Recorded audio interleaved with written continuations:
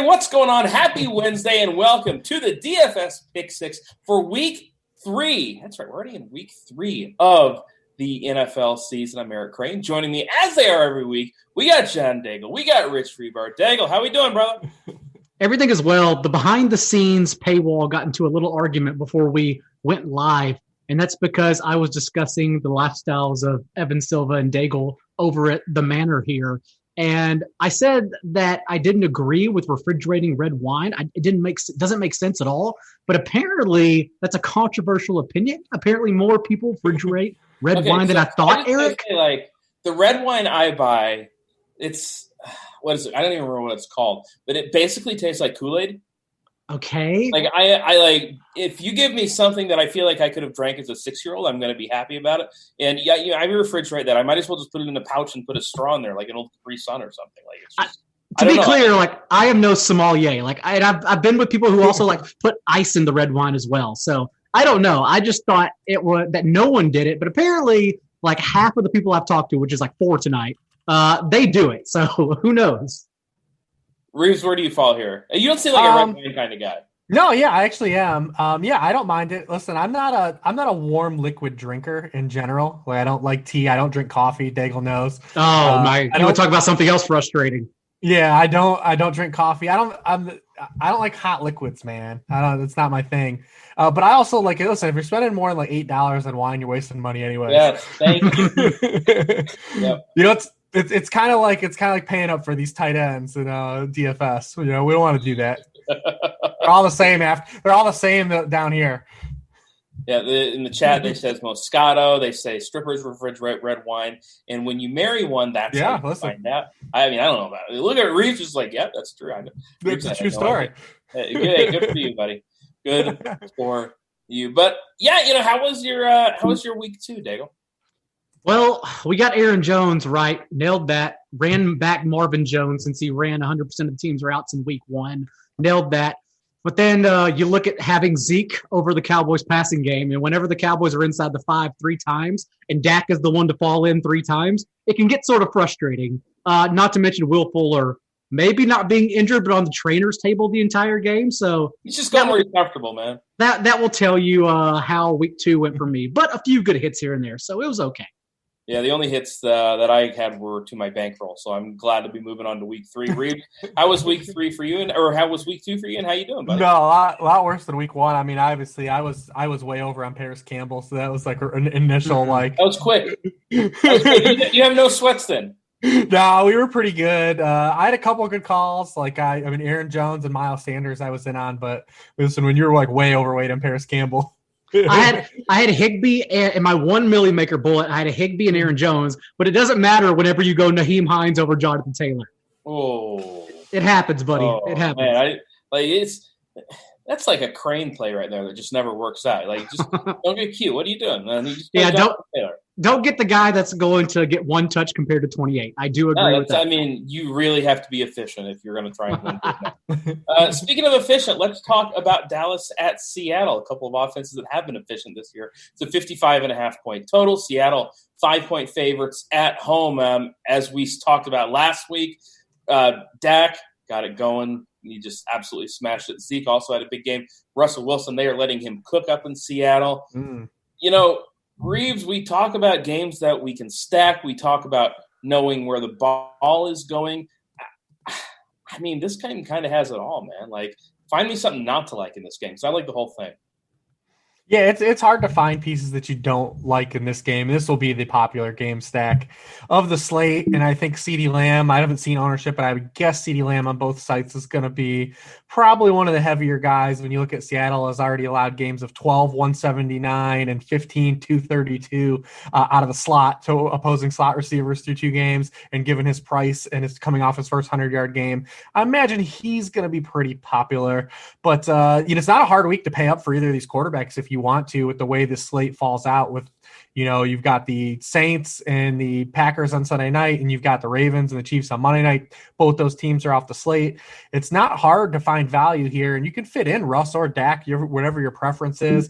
And it's kind of dealer's choice with either guy with the way both these teams have played the pass so far. And, Dallas has Chidobe Awuzie now sidelined for multiple weeks on their side.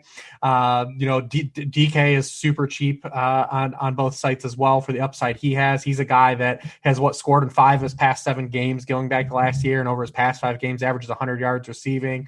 It's kind of just find what you want to play in here. Good thing is everyone outside of Lamb is kind of expensive.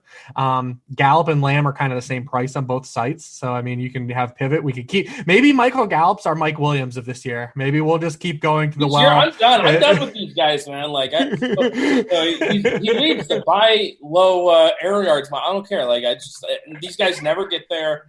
Like, I'm just done. I'm done. Michael Gallup. Yeah, I see him right now projected 11% ownership. Daigle, I just say thanks for the rake, everybody. What is Lamb? A 10, but I don't believe it. That's not true. No, that's going to get higher. I imagine Lamb will come in the highest rostered among all of them and be one of the highest rostered, if not the highest rostered receiver the entire slate. I mean, so we can run it back with the other side too. That's why this game is odd for DFS, because typically we want to fade or at least have one piece and get unique on the highest total of the week, but you don't need to here. Like, the Cowboys defense has already been atrocious. And like Reeb said, they lost their number 1 corner. Seattle's wide receivers have only caught 31 passes all year, but they've still scored the 3rd most fantasy points because it's Russell Wilson. They're just uber efficient. They're averaging 14.8 yards per catch. And now we have this Cowboys offense that's returning the favor and just running 4 seconds faster, literally 4 seconds faster in neutral game script than any other offense. So although the Seahawks are running at the league's slowest pace, like, the Seahawks are the one benefiting here because they're coming up. I guess if you want to get unique on it, Chris Carson is a way to get exposure to the Seahawks offense. He's still out-touched Carlos Hyde 32-14 on the year, and he's doubled up and routes run 40-20 and has 9 targets to Hyde's 2 with a team-high 3 red zone targets. So a part of Russ cooking is also just Russ throwing to running backs on early downs. So Chris Carson will stay involved, especially if we think this one is competitive throughout. Yeah, I mean, he's 6'6" over on DK. On the other side, we've got Ezekiel Elliott, who's somebody that, of course, we're going to want to play. He's going to be popular at 8'3". I mean, is there any reason not to play him, Reeves? No, there's none. Not on this slate. I mean, we take McCaffrey off the board now. Saquon's off the board. It's just really open and shut that he's clear-cut the best running back volume and touchdown, play available. I mean, especially when you go back even to the last year. Plus, Zeke looks sharp this year, man. He looks a little different. He looks a little nimble to start the year. You remember last year he was coming off of that the Cabo trip. Yeah, he was just hanging out in Mexico for like 3 months. The late sign. He looks a lot better, and they're throwing to him more to start this year too. It's just hard to get away from the way this is all played out with the running back apocalypse last week at the top and the other big high-scoring teams kind of removed from the slate. I don't really see like why you even really get cute with it. You just punch Zeke in, and we all have him. Yeah, and I mean, one of the problems with this game is, like, we've talked about this so many times, Reeves, Daigle over the last few years, where a game like this, you just want exposure. The problem is, I'm not sure what the low-owned piece is going to be. Daigle, you mentioned Chris Carson. I think that's really interesting, and we've seen that pairing your running back with the quarterback, even though it's a little bit counterintuitive, can absolutely work. If you did that with Dallas last week, you were really doing well. But, I mean, is there a kind of a low-owned piece outside of Carson, Daigle, amongst the pass catchers that we can be interested in? Any of these tight ends, maybe? I mean, Metcalf and Lockett have accounted for 30 of Wilson's 63 attempts. And then you add in Carson's 9. Like, that's pretty much the offense right there.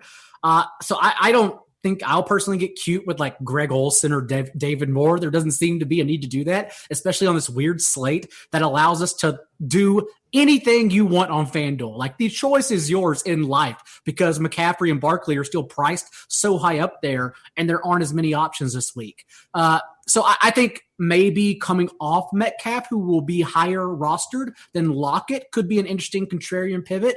And it's 1-for-1. I prefer Metcalf in a vacuum, but if you're telling me he's going to be that much higher rostered, I would lean Lockett. I know you have the ownership numbers over there. So that would be my way of getting contrarian. I don't think you need to get too cute here, minus rostering Michael Gallup in tournaments, even though I know you're down on him as well. So I'm just done. I'm done. Him and Mike Williams can go. Well, I'm not going to say that on air, but yeah, I'm just done with these guys. Reeves, any other guys in this game that we need to talk about?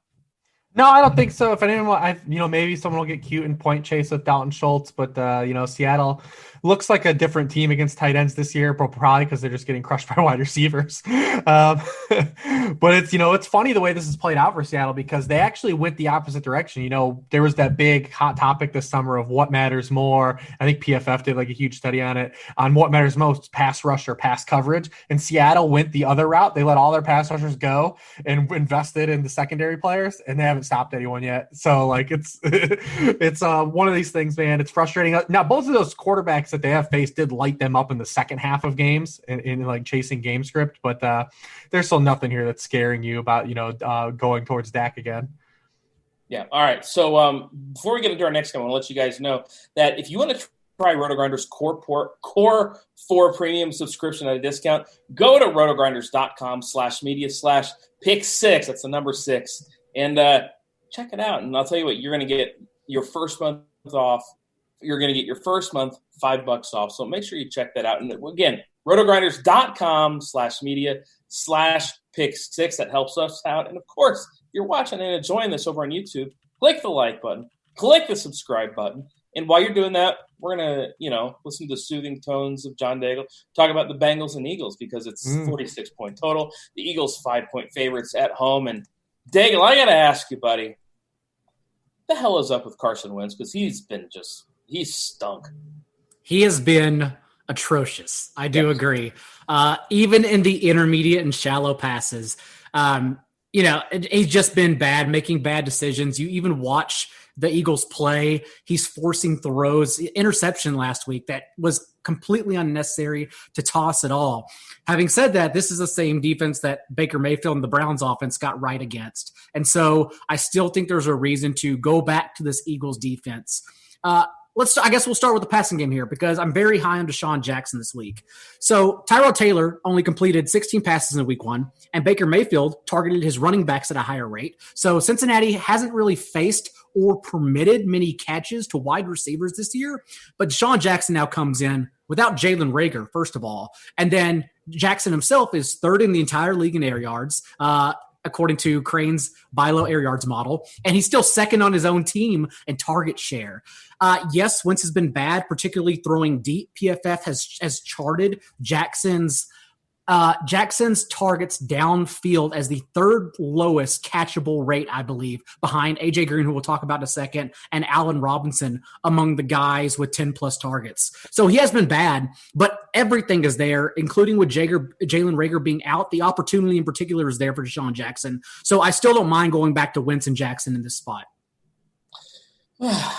That's just a depressing sentence because I know we're team season long over here, but I've been trying to start Carson Wentz and Reeves has just been destroying me. I'm excited to go to Gardner Minshew this week. So that's how bad it's been. But Wentz to Deshaun Jackson, we talk about low owned stacks, we talk about cheap stacks. Wentz 5.8 over on DraftKings, Djax 5.2 over on DraftKings. Is that one of the ways you're thinking about going?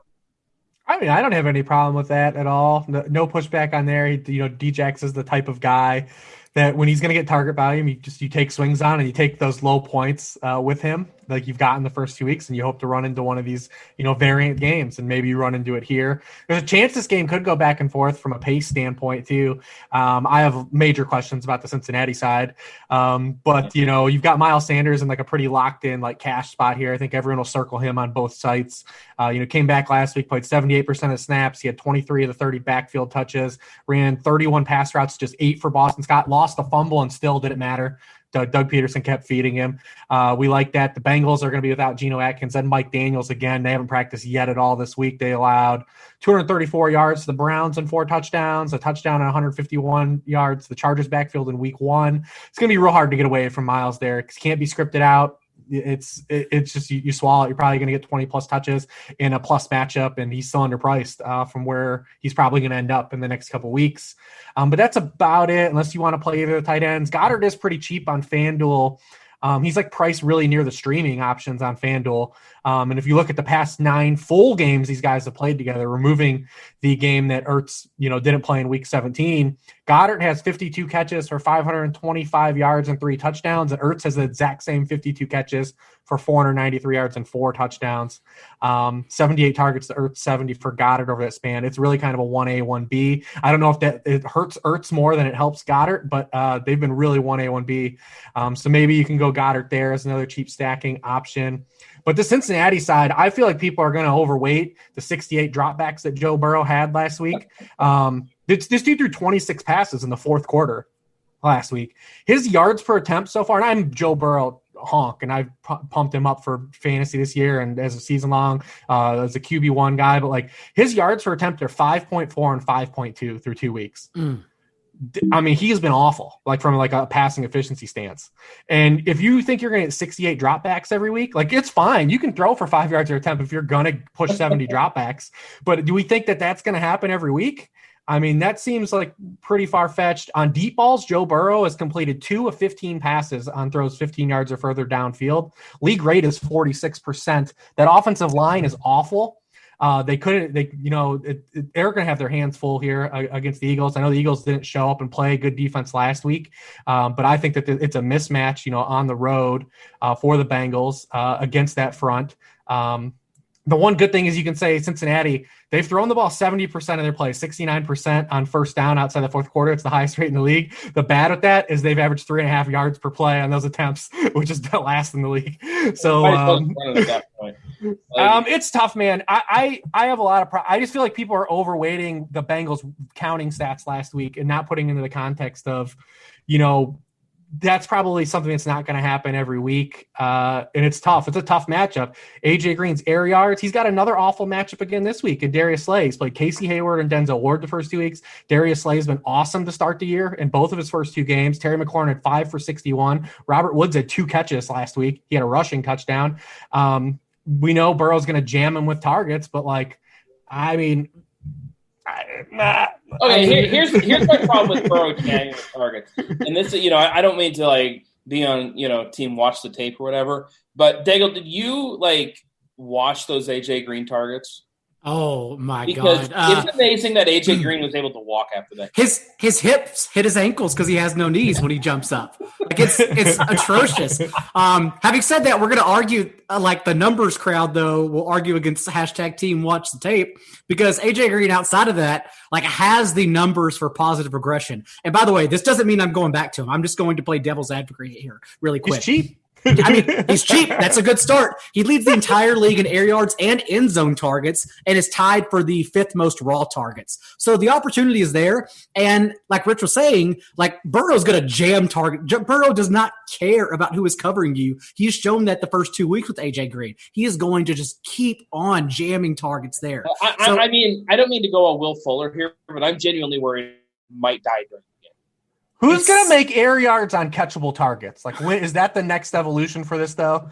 Because you cited AJ Green's catchable target rate. Yeah. Why should we care about all the air yards and the uncatchable targets? This is very true. I think it was, 4 of 10? Is that the rate? Like I already said, it's the lowest rate among wide receivers with 11 plus target is his catchable targets because Burrow is clearly, as the air yards tell you, selling it over to Green's heads, selling it over a nursing home player's head who cannot jump up 6 inches off the ground. So that is what's going on with the Bengals offense here. That's why I like still the Philly offense, and Miles Sanders, as you said, Crain, is going to be one of the highest rostered, if not the highest rostered running back on the entire slate. Yeah, I mean, it's just here. I want to talk about a running back on the other side here because Joe Mixon's somebody that before the season, a lot of us said, hey, we watched the end of the 2019 season. We know that this is going to be the year they're going to start feeding him more, especially in the passing game. Joe Mixon, once again, early in the season, has done nothing. I mean, absolutely nothing here. I was thrilled to trade him away from my season-long team yesterday. And 5.9K here, not a great matchup, but is this guy going to break out eventually? I think so. When you got Mixon, you got a curious case. He's got 20 touches in each game, which you do like. And if you look at the context of who he's faced, and we're still building the sample up on this season and finding out where these matchups actually lie, the two defenses he has faced have been good against the run in both of their games. Outside of, you look at the Chargers have stopped now Mixon and Clyde Edwards-Helaire last week and shut him down. And the Browns have been good both weeks against run. They shut down the Ravens running game in week 1 and then last week. So, we can say at least he has, faced two teams that have been consistently good in the small sample of two games that we had. But the Eagles' run defense is good as well. They did give up a chunk play to Darrell Henderson that kind of skewed like the yards per carry last week, but they still are 12th in yards per carry allowed to running backs through 2 weeks even with that. The problem with Mixon is he's used in the same capacity he's always been used in. He has 52% of the team touches while tied or ahead, and he's got 24% of the team touches while they're trailing. He needs to play in the 2-minute drill. He needs to play in catch-up mode, and we haven't gotten those snaps. And we've got him as a road dog that's a 6-point underdog. So we have to anticipate game script not being there again for him. So we're kind of in the same boat. He did catch 4 passes last week, which was more than he caught in any game last year. So you either need him to fall in the end zone, or you just need him to run into a hot matchup where the game script doesn't go awry. So yeah, keep hoping. I've got Mixon in spots too, but that's what it is. They don't have a lot of these spots on their schedule. They look, when you go up and down their schedule, you're like, well, they're going to be trailing here. They're going to be trailing here. They're going to be trailing here. Now they have no line. But the same thing was the case last year where he got hot. You just hope that the volume turns into something. Listen, we got dudes picking up Jerick McKinnon and Mike Davis and Deion Lewis and Devontae Freeman this week. You've got a running back that's getting 20 touches. Sure, he's been bad on them, but at least he's getting the ball. And not a lot of guys have those two guys on their teams. Well, here, let's go from a spot there where what running backs are going to be touching the ball to the Detroit Lions and the Arizona Cardinals. 55-point total. Arizona 5.5-point favorites at home. And look, this is another game. We don't see many 55-point totals in the NFL, and yet we have two of them here discussing them on the Pick Six. You got Kyler Murray, who had the okay game last week. DeAndre Hopkins, who everybody who said don't draft DeAndre Hopkins, they're not feeling great right about now. But, Daigle, when you look at this spot, it's tough. Again, you just want exposure. That's what we want right here. We want Hopkins. We want Christian Kirk, who's way too cheap.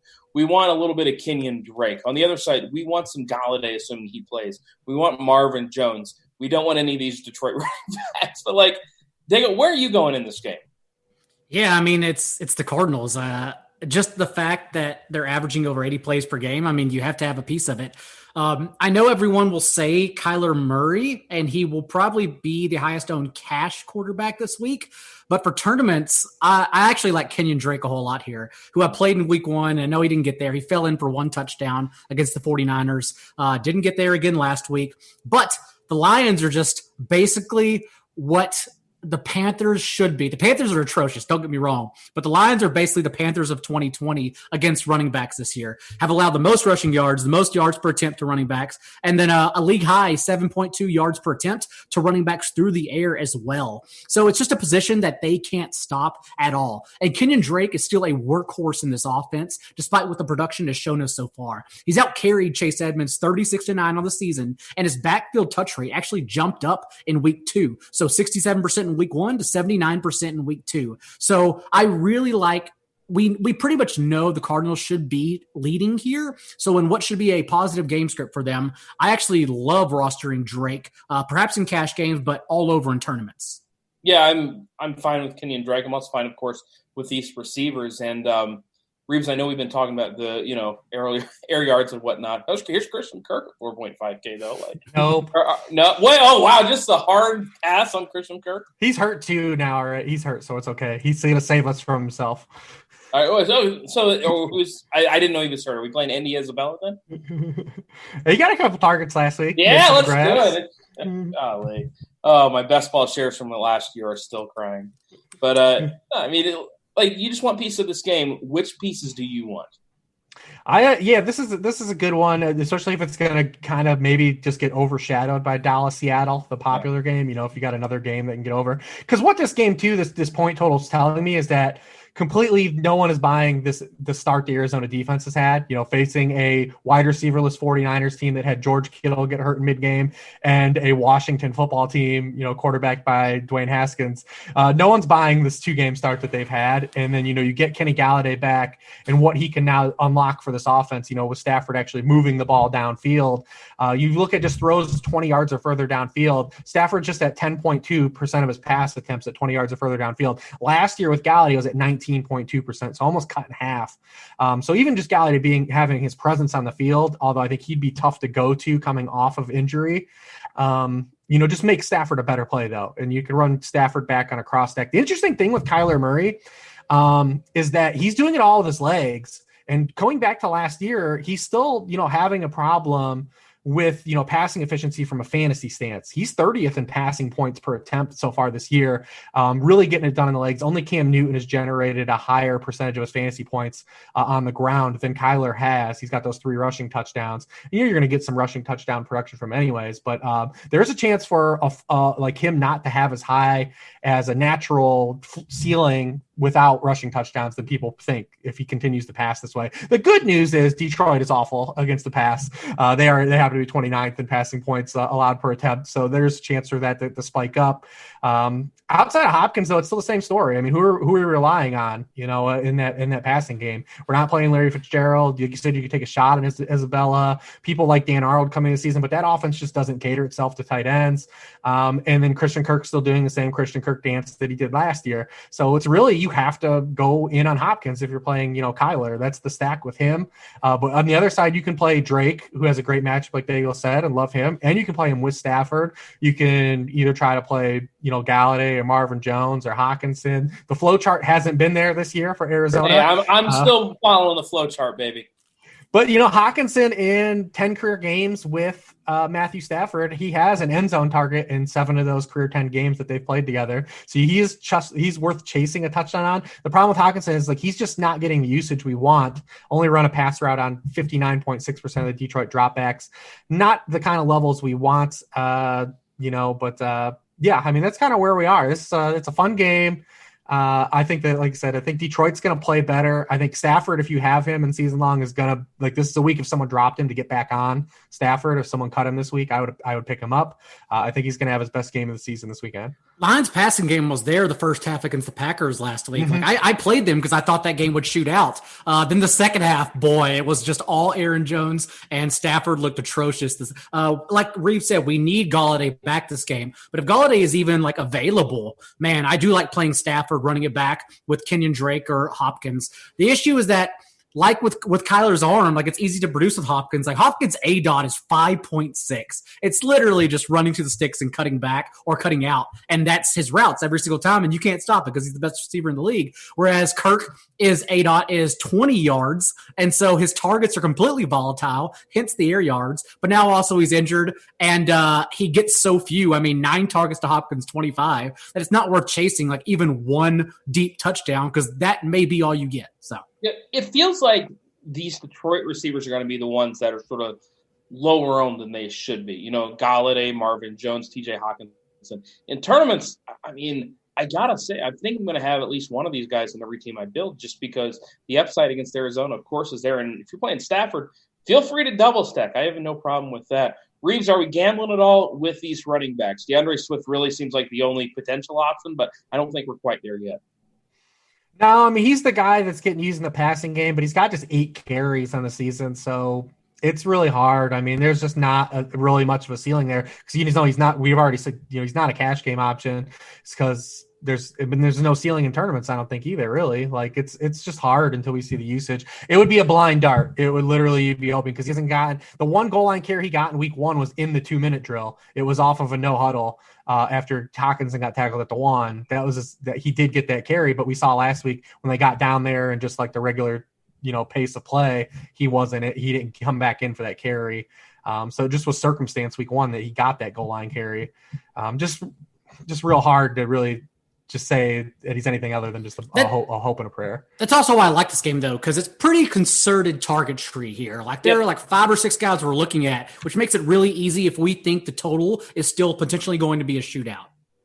Yeah, I mean, on the Arizona side, you play Kyler, then you play Drake or Hopkins with little Isabella sprinkled in on Detroit. You play Galladay, you play Jones, and I'm saying it. This is the week, ladies and gentlemen. The flow chart is gonna get back going. TJ, this is the week Crain wins too, right here, week 3. Wow, let's not get crazy now. Okay, let's just slow down a little bit. All right, before we jump into our favorite quarterbacks, I want to let you guys know that last week it's in the book, so it's time to review the tape and prepare for this week. And of course, that's what we're doing on the DFS Pick 6. There is no better place to get in on all the action than with DraftKings, the leader in one-day fantasy sports. To add to this week's excitement, DraftKings has a free shot.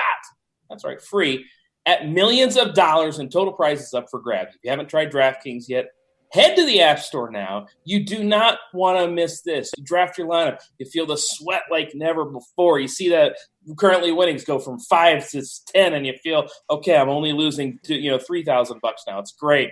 Just kidding. But it's simple. You pick your lineup, you stay under the salary cap, and you see how your team stacks up against the competition. Nothing adds to the excitement of watching games quite like having a shot at winning millions of dollars in prizes. And that's what you get with DraftKings, because they have paid out billions, that's right, with a B, billions of dollars to winners since 2012, including your boy over here who won a Million Maker. So when they say anybody can do it, I'm proof, ladies and gentlemen. So, yeah, make sure you check that out. Download the DraftKings app now and use promo code DFF. For a limited time, new users can get a free shot at millions of dollars in prizes this week. Don't miss out on the Week 3 action. Enter code DFF to get a free shot at millions of dollars in prizes with your deposit. That's code DFF only at DraftKings. Make it rain! And, of course, minimum $5 deposit required. Eligibility restrictions apply. See DraftKings.com for details. Let's talk some quarterbacks, ladies and gentlemen. I need this energy every single segment. Like that energy right there, Crain. No strong. Nothing to read. Oh, man. Hey, it's 8:30, man. I'm old man now. The kids make it at 5:30 in the morning. Yeah, your boys, this is past my bedtime, buddy. All right, let's talk about Justin Herbert. Are we playing Justin Herbert at all against Carolina? Hey, look, he's at home. He's a quarterback against the Panthers. Daigle, you look shocked. Reeves almost laughed, and I'm sitting here saying, No. I mean, it's on brand. Yeah, it's definitely on brand. But Daigle, I'll start off with you, man. I like Herbert a little bit. Who do you like? I mean, Herbert's 5,900 on DraftKings. Like, why would we ever complain about that against the Panthers? He will carry more ownership this week after he helped win a lot of tournaments last week. But I feel like a lot more people are down on Josh Allen this week in particular, when I feel like the Rams defense is sort of overrated coming into week 3. Playing a Cowboys offense in week 1 that just looked lost, and I don't think we can attribute that to them. And then an Eagles offense, as we talked about, that has been lost in week 2. So I don't think the Rams defense has really been tested just yet. And just the fact that we know the Bills will continue playing more 10 personnel. We know they'll still be one of the faster paced offenses in the league, although they haven't ran that many plays through 2 weeks so far. I don't think they have an answer for Stephon Diggs and John Brown. So I still like Josh Allen in this game to match if we're rostering Russell Wilson or Dak Prescott. What quarterbacks are you looking at? Hold on. This is, by the way, I think the longest we've gone. We're 32 minutes into this show, and you have not mentioned Mitch Trubisky. Is this when it happens? It is a good match. No. I'm not going to go to Mitch again this week. Mitch has been pretty. I mean, he's been so bad, man. Yeah, I thought for sure. Honestly, when we talked about this show beforehand, and the Bears Falcons in Atlanta wasn't mentioned, I was stunned. Now you don't even like Trubisky. I don't even know who you are anymore. Why do you think Allen Robinson demanded a trade? It's been terrible. It's been awful. I think he's in play for some tournament action. The problem is I think we need the Falcons to do their part. And you look at the one consistent thing about the Bears, and granted, the schedule hasn't been there to press them, but they just don't give up a lot of passing production. So it's gonna be interesting to see how that game plays out, and if it could really spike and force Mitch to kind of carry some water. But you can stack him with Allen Robinson. I think it's a good Allen Robinson bounce back week if you want to go that route. I think you can keep playing Cam Newton. Easily where he's priced, because the best thing about Cam is you can just play Cam. There's no force. You're not forced to do anything with Cam. He's a great cash game quarterback, because we know the floor is there while he's running. And then in tournaments, you can just play him if you want. It's completely fine where he's priced. But I think we talked about all the quarterbacks that are going to be in my kind of main slate allotment between that Dallas, Seattle game and then Stafford and and then outside of Cam. I mean, I don't really think it's a week where you have to go cheap quarterback, whereas some weeks, because we don't have to fit in 3 9K running backs this week. We just don't have to do it. It's not there. This is a week where all the guys we want to play at running back outside of Zeke are all pretty fairly priced. And then we don't have like big receivers to pay for this week. DeAndre Hopkins is like the only main receiver that is even is remotely enticing that's up at the top of the board on the main slate to pay for. So I'm just going to play probably one of these quarterbacks as one of these really high ceilings and floors and one of these high total games and not really, kind of press my luck like I typically would in a normal week where I'm trying to jam in all those running backs and need to pay for a sub 6K quarterback or a sub, 8K quarterback on FanDuel. I just don't think it's a necessity this week. Okay, so let's move on to some running backs then, because we already talked about Ezekiel Elliott, 8.3K over on DK against Seattle. He's somebody that's going to be in a ton of lineups. He's going to be in a ton of my lineups, so go ahead, blast away. But we're going to see a lot of cheap guys.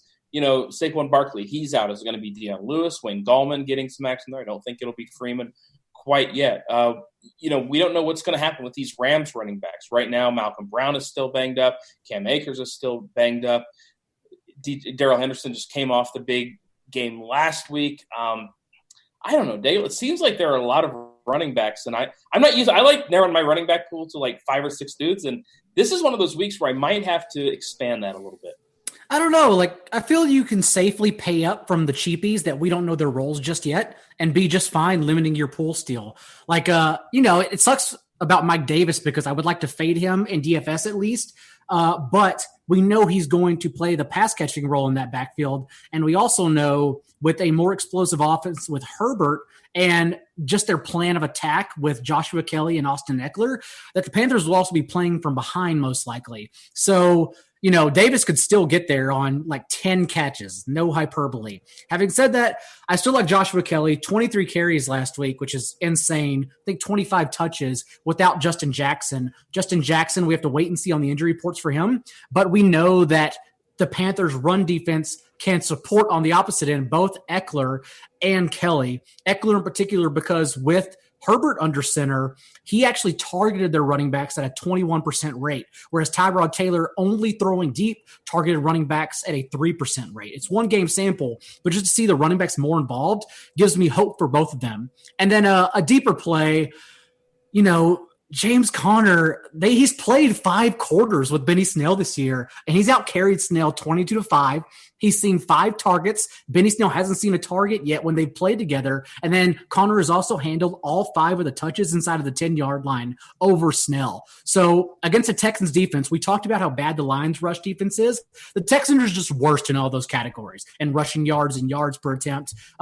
So I like James Conner as well, and that's just leveraging everyone's fear against them because everyone thinks he'll get injured, and maybe so, right? But if you're going to give me a guy who's going to get 25 touches when he doesn't get injured, it's probably a good bet.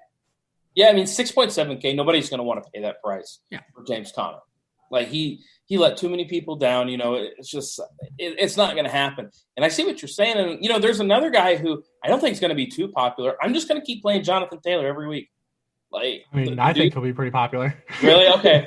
Well, yeah, I thought he would be one of the higher owned players. Yeah. Okay. Well, we haven't updated our ownership projections yet, so I'm just going to like triple what we have because I guess I can see it maybe on DK. His price definitely went up a little bit. FanDuel did not adjust because I look at Jonathan Taylor and he looks like Derrick Henry with pass catching, and if he's not going to be priced so egregiously away from Derrick Henry, then why would you not just keep going to him? He's a little tighter on DK, but on FanDuel, Derrick Henry's 8.2 and Jonathan Taylor's 6.7. He had 28 touches last week in his first game. Played 67% of the snaps, and probably if that game was close, he probably would have got more touches. They kind of just used Jordan Wilkins to kind of salt that game away towards the end.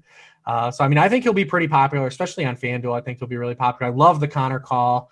They get David DeCastro back this week too. Houston's one of those teams, small sample size, but they've been just crushed both weeks on the ground. 51% of the yards gained against them on offense have come via rushing. It's the highest rate in the NFL. And like you said, Connor is, people just are going to be hesitant to play him because they'll wait for the old Julio factor. This guy's going to lip off the field in the first quarter. They won't play him, And then, obviously it hit last week. We brought up just the Panthers stat. We might as well keep bringing it up until it finally happens. They allowed multiple rushing touchdowns again. It's the 7th game in a row, dating back to last year, that they've allowed multiple rushing touchdowns, which is the longest streak since the 99-2000 Cleveland Browns. So, I mean, they just might as well keep this going. Just assume that 2 Chargers rushing touchdowns are going to occur in this game. Rich, I thought your Samaj P. Ryan rushing stat for the Saints was in danger on Monday night, but it held one more week. Yeah, it looked in danger, as well as the Ravens wide receiver stat too, as well, because the Ravens haven't allowed a 100-yard receiver since they've acquired Marcus Peters, and Cooks had 95 yards. Oh, we didn't really touch too much on these San Francisco guys. Jerick McKinnon at 4.9, he's fine. I don't think we can play any of those guys, man. I'd rather play Jeff Wilson. He's like $900 cheaper. Him. What? I mean, it's hard for me to like, when I pay down at running back, like I want to still have like projectable touches. And it's kind of like we talked about with Antonio Gibson in week 1. It's fine when you want to take those cheap guys, but like if my guy can't get, like if I just can't like pencil him in for 15 plus touches, then it's like easy to fade those guys. And you look at last year, we have a very similar situation with Jerick McKinnon than we had in week 2 of last year when the 49ers went to play Cincinnati when Tevin Coleman got hurt in week 1, and everyone was screaming from the rooftops, it's Matt Breida week. It's Matt Breida week. We've got Matt Breida. And they went out and gave 13 touches to Matt Breida, 16 touches to Reem Mostert, and 10 touches to Jeffrey Wilson. It's not like far-fetched with you got a guy that's missed 2 years of football and only has 3 carries in each game so far. They're not just going to jam Jerick McKinnon up with like 18 touches. I mean, maybe it happens. I won't rule it out. It's non-zero, but I'm going to say that it's probably not very highly probable either. Crain, do you think more people, yourself included, will go more cheap running backs like that? Or because we even have like Derrick Henry. Like Derrick Henry, I understand the touchdown dependency. That's what's hurting us right now. But he still handled 59 to 63 running back touches so far. Like, I still play Derrick Henry. Like I usually have 1 or 2 cheap guys in my player pool though that I'm going to be looking for, because look, if one of these 4,500 dudes go for 20 points, you're going to need him. Sure. If that's unless all these expensive guys go for mid-30s, you're going to need them, and that value, especially what it can open up at the wide. But they're receiver. not 4 though. That's the problem, is that there was none of these guys snuck up like this week. Like there wasn't a surprise and active. Well, I'm the only one that likes Jeff Wilson. I mean, how many touchdowns do you need from Jeff Wilson to get to 20 points? He gets like 5 every 20 carries. So like, what else do you need, man? No, I mean, he would be the one guy, I guess, like I would be like, you could push, I would like be okay, like you pushing back on. But you're talking about like Mike Davis is 5'1", like he's not 4. Yeah, hey, big props to DK, by the way, for pricing these guys up, because it would have been a really, really dumb slate if all these guys were 3,500. That's the other thing. That's what we're factoring in, is that they're not min priced. Yeah. And like Josh Kelly, I mean, he's going to carry ownership, I know, but he's only like 700, 800 more than those guys since they were priced up. And like, he's the one 20 touches, 100 yards, and 2 touchdowns. So I don't know. I'll have to think about it more as the week goes on. Yeah, I would rather play Josh Kelly than Jerick McKinnon. I would rather play Josh Kelly than, I don't know, who's some of these other, like Darrell Henderson. Like, unless both Brown and Akers are out. I mean, even though it's a terrible matchup, I mean, the Bills' run D is good. Like, do I like it? No, but will I still pay 5-4 for – that's what I mean. There's a lot of really good plays. I think the McKinnon fade is really sharp, and it might screw us. If you're playing high stakes, he's going to be really, really popular there, because the high stakes guy is just good all over. Guys like Jerick McKinnon can catch the ball, under 5K. He's going to be super chalky there. If you want to fade him, go for it. But I mean, all these guys can't be popular. Miles Sanders is 6'4". I think that's why we're going to see the ownership on these cheaper guys a little bit less than maybe what I was thinking before the show, just because and there's nowhere to put it. There's just nowhere to put the money this week. I mean, there's just nowhere to put the salary.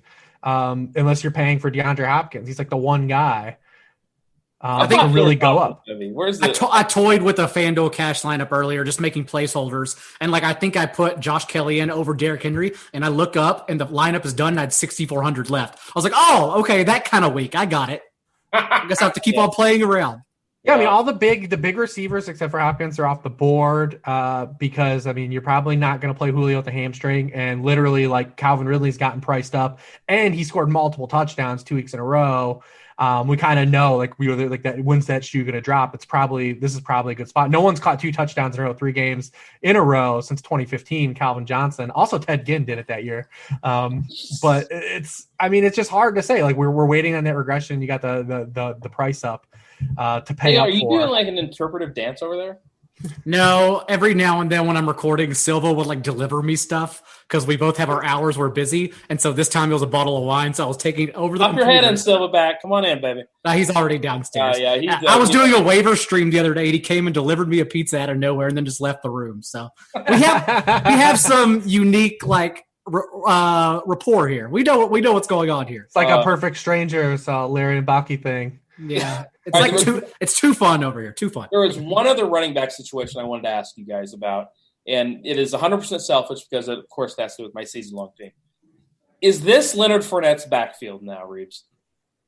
Yeah, I mean, listen, Bruce Arians has gone out of his way to find ways to hate Ronald Jones. Like he's just waited like patiently, all consistently throughout the 2 years he's been there for any little screw up Ronald Jones has had, and he's blown it up. He's magnified it to like the extreme. It's not like, dude, that play wasn't even. It's like not even 100% his fault. That fumble, like it wasn't even like a clear Ronald Jones fumble.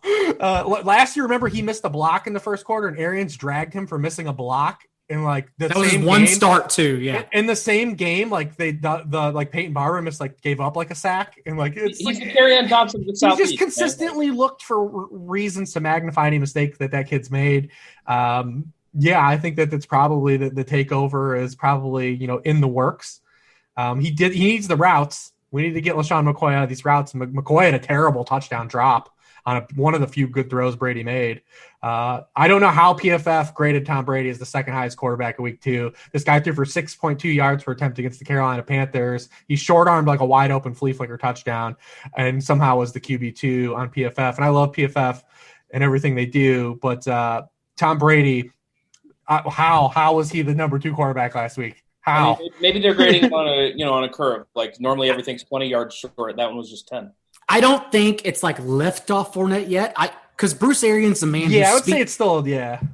Bruce Arians speaks in the present. Like we all try to decipher what he says. He literally shoots from the hip. He's the most honest individual ever and says whatever he's thinking at the time. And he said, no, he still likes how the running back, he still likes his backfield. It is what it is. And he's going to keep it the same.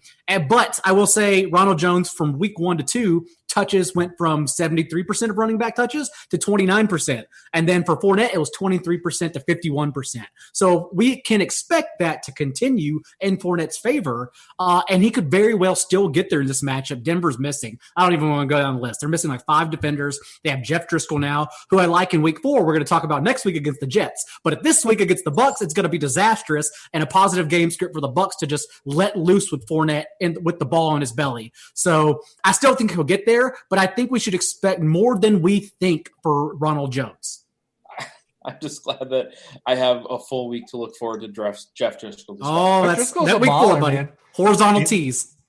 Jeff Driscoll's played in 4 games since the start of last year, and he has 18 or more fantasy points in 3 of them. Over 7 carries per game in his 3 starts for the Lions last year. He's a hair on fire guy, Crain. This is the brand, man. I like these guys. You got 7 days, Crain. You got 7 days to think about it. I got 7 days before I hate myself. All right. Let's talk some wide receivers. Of course, DeAndre Hopkins is ending up. He's the guy. If you're playing cash games, you probably have to play him because what the hell else are you going to do with the money? Daigle, who are some of the other wideouts that you like this week?